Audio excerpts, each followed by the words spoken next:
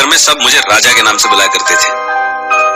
हमारी फैमिली सहारनपुर में रहा करती थी, पर अक्सर गर्मियों की लंबी छुट्टियों में हम हमारी फैमिली के साथ अपने रिश्तेदारों के पास सरसावा चले जाया करते थे।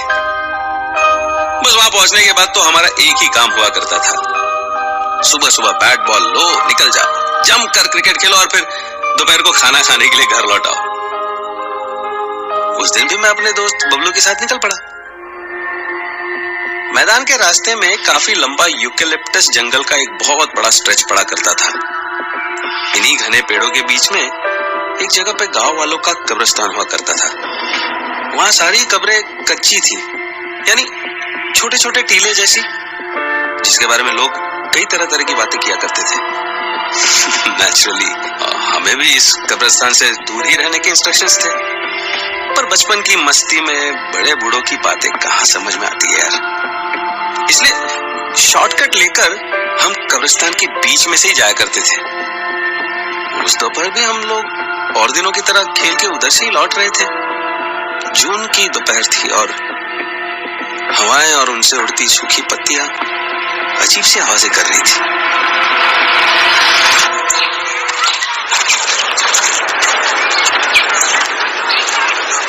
ओए राजा तो ऐसे ही है, बैट पकड़े तो जीरो पे आउट हो जा और बॉल पकड़े तो फुल टॉस फेंके, सीधे छक्का। ज्यादा दांत मत ही निकाल, कल 50 मारे थे मैंने, किसी से आउट हुआ क्या मैं? अबे तुक्का लग गया था कल। ओ बबलू, उसमें पैर मत रख, कबर है वो। अरे मरने वाला मर लिया, अब यहाँ थोड़ी सो रहा वो। अबे तेरे पीछे भूत। हाँ, कहाँ? अबे देख कैसे फूंक सरक गई इसकी। देख भाई, पैंट तो ना गिल्ली हो गई। चुप रहो, सीधे घर चलो। बस हम लोग मस्ती करते करते आगे बढ़ गए और गांव के पास पहुंचे तो सब अपने अपने घरों की ओर निकल गए। अब बस मैं और बबलू साथ थे। अभी हमें चलते हुए कुछ देर हुई होगी कि तभी अचानक जैसे पीछे से किसी ने आवाज दी, बेटा हुक्का पिला दे। हमने पलट के देखा तो वो झुकी कमर वाला कोई बहुत बूढ़ा सा आदमी था। बब्बा देख ना रहा, हम छोटे छोटे बाड़क हैं, कहाँ से लावेंगे हुक्का? एक काम करो बप्पा, दादी से बोलो, दादी से, वो पिला देगी हुक्का तुम्हें। बबलू ने से झिड़का और हम घर की ओर चल दिए। अभी हम कुछ ही कदम आगे बढ़े होंगे कि फिर से वही आवाज सुनाई दी, अरे बेटा हुक्का पिला दे। हम पलटे तो मैंने देखा वो बूढ़ा सिर्फ बबलू की ओर देख रहा था, उसे घूर रहा था। जिस तरह वो उसे देख रहा था मुझे डर लगने लगा। मैंने बबलू से कहा, ओए बबलू तेज चल, मेरे को ना कुछ गड़बड़ लग रही। और फिर हम तेजी से एयरफोर्स की फेंसिंग के नीचे से घुस के गांव की ओर बढ़ गए। और एक बार फिर से वही आवाज, हुक्का पिला दे। इस बार तो मेरा बदन ठंडा हो गया। इतना बूढ़ा आदमी जिसकी कमर झुकी हुई है, इतनी आसानी से फेंस पार करके कैसे आ गया? तो जितनी तेज हम चल रहे थे उसकी बराबरी वो कैसे कर सकता था? मैंने बबलू का हाथ कस के पकड़ा और उसे लगभग खींचता सा गांव की ओर दौड़ पड़ा। अरे क्या हो गया तुझे? तुम कैसे डर रहे हो? पीछे मत देख बबलू, ये वही कमर वाला लग रहा है मेरे को। तभी मुझे एहसास हुआ कि जैसे बबलू का हाथ पूरी तरह कस रहा है। बबलू बुखार हो रहा है, ऐसा जल रहा है तेरा हाथ। अरे कोई बुखार ना है मुझे, बुखार तो बबलू के पास भी ना पड़ता।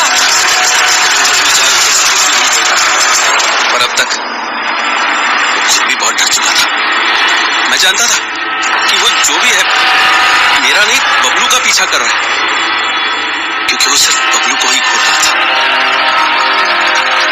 मैंने बबलू का बुखार से तपता हुआ हाथ और कस के पकड़ लिया और तय कर लिया कि कुछ भी हो जाए मैं बबलू का हाथ किसी कीमत पर नहीं छोड़ूंगा। और हम घर की ओर लगभग भाग ही रहे थे, पर अभी भी वो आवाज हमारा पीछा छोड़ने को तैयार नहीं थी।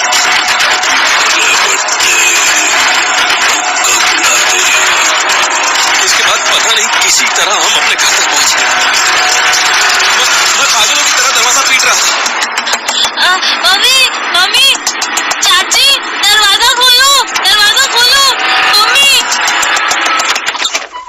राजा क्या हुआ तने? तू ऐसा पागल सा क्यों चिल्ला रहा है? वो बुढ़ा पीछा पीछा ना छोड़ रहा हमारा। बुढ़ा? कौन बुढ़ा है? कहाँ? मारे को तो ना दिख रहा। अरे वो देखो चाची, खड़ा तो है सही। और इस बार बबलू ने जैसे ही बुड्ढे को देखा वो धड़ाम से गिर गया। हाँ? बबलू, बबलू, बबलू उठ बेटा, बबलू।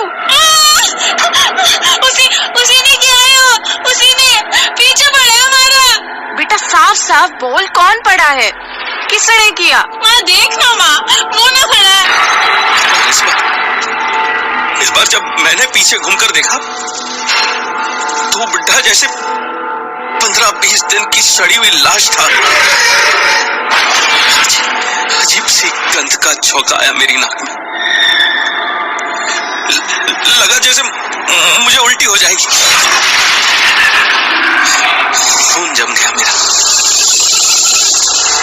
तब तक बबलू की माँ के साथ आस पड़ोस वाले भी आ गए वहां। बबलू की माँ तो बबलू को ऐसे पड़ा देखकर बदहवास रोने लगी। क्या हो गया मेरे बच्चे को? उठ बबलू, बबलू उठ, इधर देख। बबलू, कोई से उठाओ, मेरे बच्चे को देखो क्या हो गया। बबलू उठ, कोई तो देखो ऐसे। बबलू, बबलू अपनी माँ की तरफ देख। बबलू, किसी को तो बुलाओ, कोई डॉक्टर, ओझा, किसी को तो बुलाओ, मेरे बच्चे को उठाओ। बबलू। किसी को कुछ समझ में नहीं आ रहा था कि आखिर बबलू को हुआ क्या है। वो तो बिल्कुल बेजान सा पड़ा था। कोई उस पर हवा कर रहा था, कोई उसके चेहरे पर पानी के छींटे मार रहा था। मन ने तो लगे है, भूत ने पकड़ लिए है। हाँ, जिन लगे हैं मन तो। हटो, हटो, हटो, हटो, भीड़ मत लगाओ, हटो। सबको वहम हो गया दिखे। सुन राजा, पहले तो यो बता कि तुम्हारे साथ हुआ क्या? चाचा, वो बुढ़ा पीछे पड़ा है हमारे। उसी ने बबलू को मार दिया। राजा बेटे रो रही, कुछ ना हुआ बबलू को। अच्छा सुन, अब यो बता, वो बुढ़ा तेरे को अभी दिख रहा? हाँ। अच्छा यो बता कि वो बुढ़ा कहाँ खड़ा है? वो सामने, वो बस बबलू को देख रहा है। उसे बदला ले रहा वो चाचा। बदला? भाई साहब, यू इसका वहमड़ा हो सके ना। बात मान मारी यू वहमड़ा है। तू इस काम कर, जाके करीम हाजी ने बुला ला, जाके जा भाग के जा। जी अच्छा। और तू खड़ी यहाँ क्या मुंह ताकरी मारा? जाके भीतर से 4 पाई ले जा। ऐसी बात की थोड़ा गला बुढ़ा सिर्फ मुझे दिख रहा था और उसके बदन से आने वाली सड़न भी मुझे को महसूस हो रही थी। 4 पाई लेकर बबलू को उस पर लिटाया था कि सामने से कलीम हाजी हमारी ओर भागते हुए नजर आए और अभी वो हमारी ओर भाग ही रहे थे। तभी ऐसे लगा जैसे उन्हें जोर का झटका लगा और वो बस गिरते बचे। पर वो जल्दी ही संभल गए और उन्होंने तुरंत अपने झूले में से एक तावीज निकाला और कुछ बड़बड़ाने लगे। मैं समझ गया कि उन्होंने बुढ़े को देख लिया है, क्योंकि वो लगातार उसी की ओर देखकर बड़बड़ा रहे थे। तभी वो बुढ़ा अजीब सी आवाजें निकालने लगा। इस पे कलीम हाजी चिल्लाए, कौन है तू? कहां से आया है तू?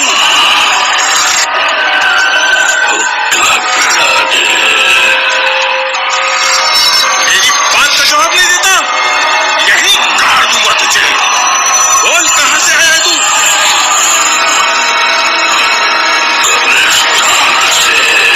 तू यहाँ क्या कर रहा है? बच्चे के पीछे पड़ा है? इसने मेरी कब्र पे पैर रखा था, हक जताया था इसने जमीन पे। इसने उसी जमीन पे भेजूंगा मैं। इसकी जमीन दूंगा इसने, वहीं लिटाऊंगा जमीन के नीचे से। बेटे का इतना कहना था कि तभी बबलू का चारपाई पे पड़ा हुआ बदन बुरी तरह कांपने लगा।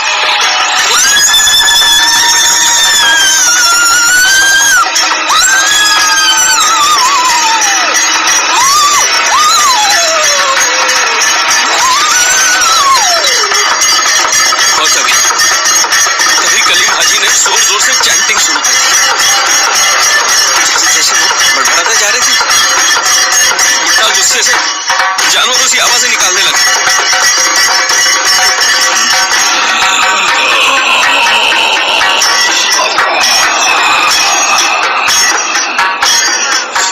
नादान है वो, बच्चा है अभी, भूल हो गई उससे। तुझे इतनी सी बात समझ नहीं आती।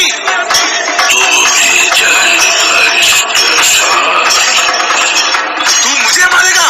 मुझे मार सके तो मार, पर बच्चे का पीछा छोड़ दे, छोड़।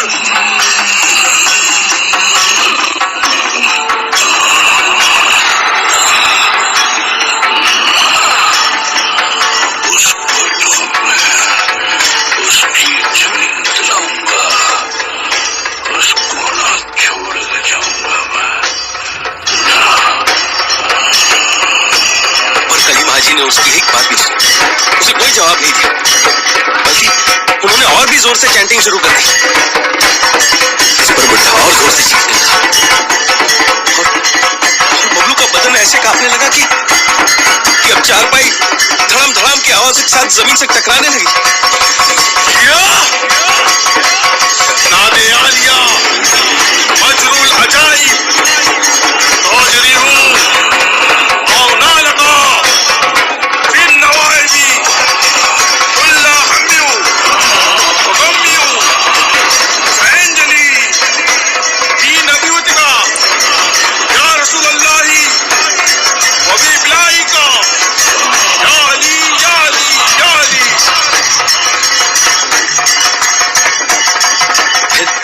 फिर कलीम हाजी वैसे ही बड़बड़ाते हुए उसकी ओर बढ़े और उन्होंने उसकी ओर फूंका।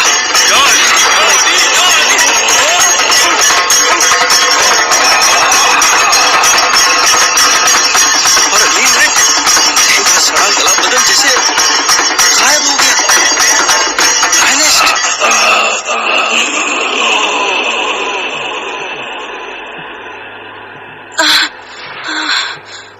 तभी बबलू का कांपना भी बंद हो गया और वो दर्द से कराने लगा। मम्मी, माँ। ओ हाजी चचा चला गया कि था कौन वो? चला गया वो, पर आज के बाद कोई मत जाना वहां। बहुत बुरी रूह है वो, जिन्नात की ताकत है उसमें, वो कुछ भी कर सकता है, कुछ भी कर सकता है। कोई मत जाना वहां, बिल्कुल मत जाना। क्या अली? तब तो सब कुछ नॉर्मल हो गया, पर उसके बाद मैं कई दिनों तक बुखार में पड़ा रहा। शायद डर गया था मैं, और उसी डर ने इस वाक्य को हमेशा के लिए मेरे दिमाग में छाप दिया। बबलू